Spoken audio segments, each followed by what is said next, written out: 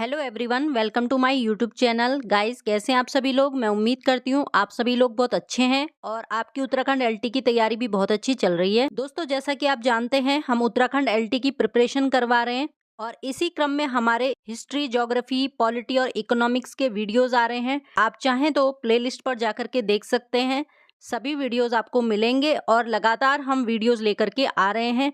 साथ ही साथ जो प्रीवियस ईयर के क्वेश्चन पेपर हैं एलटी के, वो भी हम साथ ही साथ डिस्कस करते हुए चल रहे हैं। 2015 में जो एलटी का एग्जाम हुआ था, उसमें जो एसएसटी में प्रश्न पूछे गए थे, हिस्ट्री में, ज्योग्राफी में, पॉलिटी में, इकोनॉमिक्स में, उन सब की वीडियोज हम लेकर के आ रहे हैं।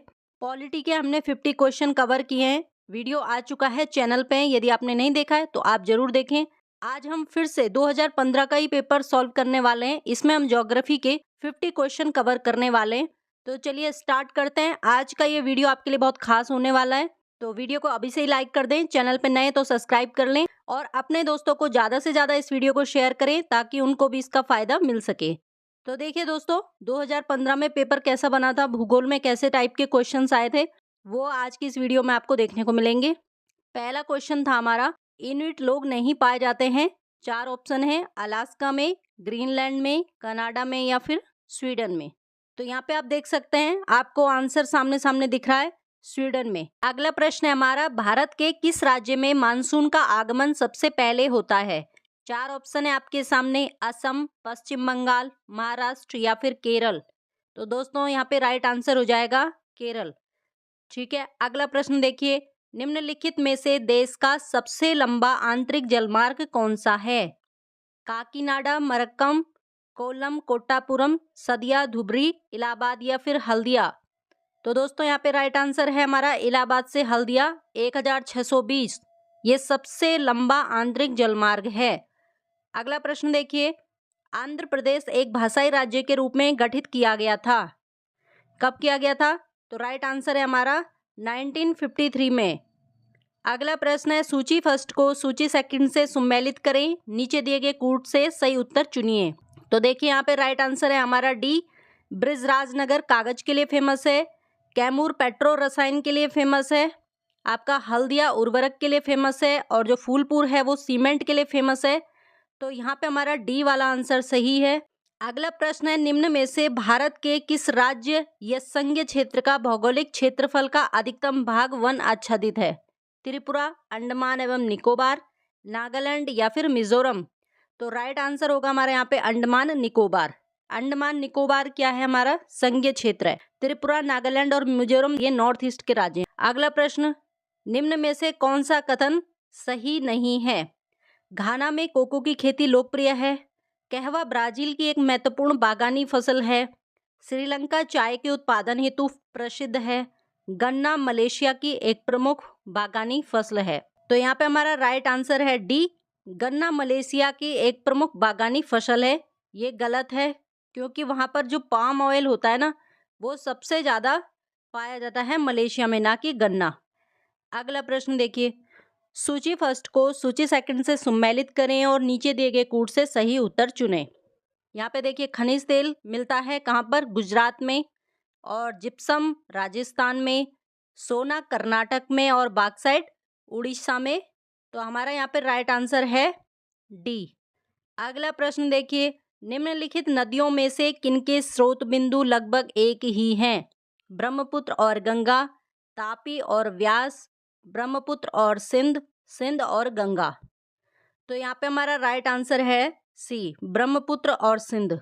ये कहाँ से निकलती हैं, मानसरोवर से। अगला प्रश्न देखिए, किसी जगह का स्थानीय समय 6 बजे प्रातः है जबकि ग्रीनविच मीन टाइम 3 बजे प्रातः है, तो उस जगह की देशांतर रेखा क्या होगी। तो यहाँ पे हमारा राइट आंसर हो जाएगा बी, 45 डिग्री ईस्ट। अगला प्रश्न देखिए, निम्नलिखित भारतीय नदियों में से कौन एस्चुरी बनाती है। गोदावरी, कावेरी, तापी या फिर महानदी। तो राइट आंसर हो जाएगा दोस्तों यहाँ पे तापी। तापी और नर्मदा दो ऐसी नदियां हैं जो एस्चुरी बनाती हैं, बाकी नदियां डेल्टा बनाती हैं। निम्नलिखित भारतीय द्वीपों में से कौन सा द्वीप भारत और श्रीलंका के मध्य में है। एलिफेंटा, निकोबार, रामेश्वरम या सलसेत। तो यहाँ पे हमारा राइट आंसर है रामेश्वरम। चलिए अगला प्रश्न देखते हैं, प्रसिद्ध तिलारी मैदान किस नदी के किनारे स्थित है। ये उत्तराखंड का क्वेश्चन है। काली नदी, पिंडर नदी, रामगंगा या फिर यमुना। तो दोस्तों यहाँ पे हमारा राइट आंसर हो जाएगा यमुना। यमुना नदी के किनारे तिलारी मैदान है। अगला प्रश्न, इलायची का महत्वपूर्ण उत्पादक इडुक्की अवस्थित है। आंध्र प्रदेश में, केरल में, उड़ीसा में या फिर तमिलनाडु में। तो यहाँ पे राइट आंसर हो जाएगा इडुक्की कहाँ पर है? केरल में है। अगला प्रश्न, नीचे दिए गए कूटों में से सही उत्तर का चयन करते हुए सूची फर्स्ट और सूची सेकंड का सही से मिलान करें। एक तरफ यूरेनियम केंद्र हैं और एक तरफ राज्य हैं। दोमाई सात है हमारा मेघालय में, लंबापुर है हमारा आंध्र प्रदेश में, रोहिल राजस्थान में है और गोगी कर्नाटक में है। तो यहाँ पे हमारा राइट आंसर हो जाएगा ए। अगला प्रश्न देखिए, नीचे दिए गए कोटों में से सही उत्तर का चयन करते हुए सूची फर्स्ट सूची सेकंड का सही से मिलान करें। एक तरफ है सागर पुलिन और एक तरफ है राज्य। दीघा कहाँ पे है? पश्चिम बंगाल में। गोपाल ओनपुरसी उड़ीसा में। कालागुंड गोवा में है और मरीना बीच कहाँ पे है? तमिलनाडु में। तो यहाँ पे हमारा राइट आंसर हो जाएगा बी। अगला प्रश्न देखिए, दंडकारण्य अवस्थित है छत्तीसगढ़ एवं मध्य प्रदेश में, छत्तीसगढ़ एवं उड़ीसा में, झारखंड एवं उड़ीसा में या फिर आंध्र प्रदेश और उड़ीसा में। तो कहाँ पे हमारा दंडकारण्य? झारखंड और उड़ीसा में। ठीक है। अगला प्रश्न देखिए, निम्नलिखित में से कौन एक सही सुमेलित नहीं है? शिव समुद्रम केरल, ये सही सुमेलित नहीं है। शिव समुद्रम कहाँ पे है? कर्नाटक में है, ना कि केरल में है। तो सी वाला आंसर यहाँ पे सही रहेगा। अगला प्रश्न देखिए, निम्नांकित में से किस राज्य का क्रोमाइट उत्पादन में लगभग एकाधिकार है? तो क्रोमाइट उत्पादन में जो एकाधिकार है वो किसका है? उड़ीसा का है। अगला प्रश्न देखिए, भारत के निम्नांकित राज्यों में से किसके तीन तरफ अंतरराष्ट्रीय सीमाएं हैं? तो तीन ओर से त्रिपुरा घिरा हुआ है। किससे घिरा हुआ है? बांग्लादेश से घिरा हुआ है। तो यहाँ पे हमारा राइट आंसर सी हो जाएगा। तकला माकन मरुस्थल कहाँ पर है दोस्तों? तो तकला माकन है हमारा कहाँ पे? चाइना के सिक्यांग में। ठीक है। तो यहाँ पे हमारा राइट आंसर बी रहेगा। कावेरी वन्यजीव अभयारण्य किस राज्य में स्थित है? कावेरी वन्यजीव अभयारण्य कहाँ पे? हमारा कर्नाटका में है। ठीक है। अगला प्रश्न देखिए, विषुवत रेखा से ध्रुवों की ओर जाने पर जी का मान घटेगा, बढ़ेगा, अप्रभावित रहेगा या ध्रुव पर शून्य हो जाएगा? ये क्वेश्चन बहुत बार एग्जाम में पूछा जाता है। तो जब भी आप विषुवत रेखा से ध्रुव की ओर को जाओगे तो गुरुत्वाकर्षण बढ़ेगा। ठीक है। जी का मान क्या हो जाएगा? बढ़ जाएगा, क्योंकि ध्रुवों पर जी का मान अधिकतम होता है। अगला प्रश्न देखिए, प्रकाश रासायनिक धूम कोहरा इस नाम से भी जाना जाता है। तो इसको ऑक्सीकारक धूम कोहरा के नाम से भी जानते हैं। अगला प्रश्न है हमारा, सूची फर्स्ट को सूची सेकंड से सुमेलित करें। नीचे दिए गए कूट से सही उत्तर चुनें। तो यहाँ पे क्या है? एक तरफ देश है और एक तरफ क्या है? राजधानी। तो देखिए, केन्या की राजधानी है नैरोबी, नामीबिया की है विंडहॉक, घाना की है अक्रा और जाम्बिया की है लुसाका। तो बी वाला आंसर यहाँ पे हमारा सही रहेगा। अगला प्रश्न है, अफ्रीका का सर्वोच्च पर्वत शिखर माउंट किलिमंजारो अवस्थित है केन्या में, मलावी में, तंजानिया में या फिर जाम्बिया में? तो यहाँ पे हमारा राइट आंसर हो जाएगा सी, तंजानिया में। अगला प्रश्न है, उत्तराखंड के किस जनपद में सबसे अधिक तहसीलें हैं? तो सबसे अधिक तहसीलें यहाँ पे अल्मोड़ा में हैं, जबकि रुद्रप्रयाग, चंपावत और बागेश्वर में कम तहसीलें हैं। अगला प्रश्न देखिए, निम्न में से कौन सा अक्षांश भारत से गुजरता है? भूमध्य रेखा, आर्कटिक वृत्त, मकर रेखा या फिर कर्क रेखा? तो आंसर यहाँ पे आ जाएगा आपका कर्क रेखा, 23.5 डिग्री नॉर्थ, ये भारत से गुजर रही है। अगला प्रश्न है, भारत में निम्नलिखित राज्यों के गठन का सही क्रम क्या होगा? तो ऑप्शन आपका यहाँ पे सी हो जाएगा आंसर। और अब आप यहाँ पे देख सकते हैं, सिक्किम गठित हुआ था 26 अप्रैल 1975 को, मिजोरम 20 फरवरी 1987 को, गोवा 30 मई 1987 को और अरुणाचल 20 फरवरी 1987 को। तो ये क्रम रहेगा 1, 2, 4 और 3। अगला प्रश्न देखिए, भारत और श्रीलंका को अलग करने वाली जलराशि कौन सी है? पाक जल संधि, 8 डिग्री चैनल, ग्रेट चैनल या फिर 10 डिग्री चैनल? तो यहाँ पर राइट आंसर हो जाएगा पाक जल संधि। अगला प्रश्न है, कोयना नदी किस नदी की शाखा है? कृष्णा, नर्मदा, कावेरी या साबरमती? तो जो कोयना नदी है ये है आपकी कृष्णा नदी की सहायक। अगला प्रश्न है, निम्नलिखित में से किस राज्य या राज्यों में मैंग्रोव के वन पाए जाते हैं? उड़ीसा, पश्चिम बंगाल, तमिलनाडु या उपरोक्त में सभी?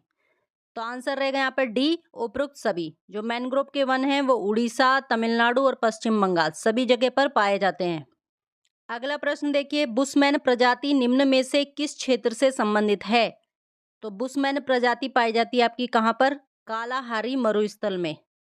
चलिए अगला प्रश्न देखते हैं, विश्व में यूरेनियम का सर्वाधिक भंडार अवस्थित है? कनाडा में, नाइजर में, नाइजीरिया में या फिर जेरे में? कनाडा में। ठीक है। अगला प्रश्न देखिए, एम्स्टर्डम किस लिए प्रसिद्ध है? तो जो एम्स्टर्डम है दोस्तों ये हीरा उद्योग के लिए फेमस है। ठीक है। अगला प्रश्न है, सू नहर किन झीलों को जोड़ती है? तो सू नहर जोड़ती है आपकी सुपीरियर को यूरेन से जोड़ती है। ठीक है।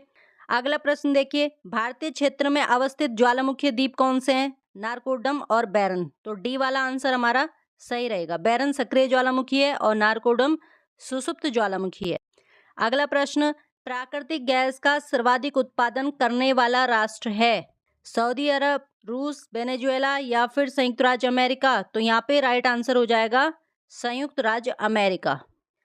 अगला प्रश्न है, नीचे दिए गए कूट से सही उत्तर का चयन करें, सूची फर्स्ट को सूची सेकंड से मिलान करें। तो यहाँ पे आप देख लीजिए इसका राइट आंसर डी होगा। अगला प्रश्न है, गंगोत्री ग्लेशियर और संतोपद ग्लेशियर किस क्षेत्र में स्थित हैं?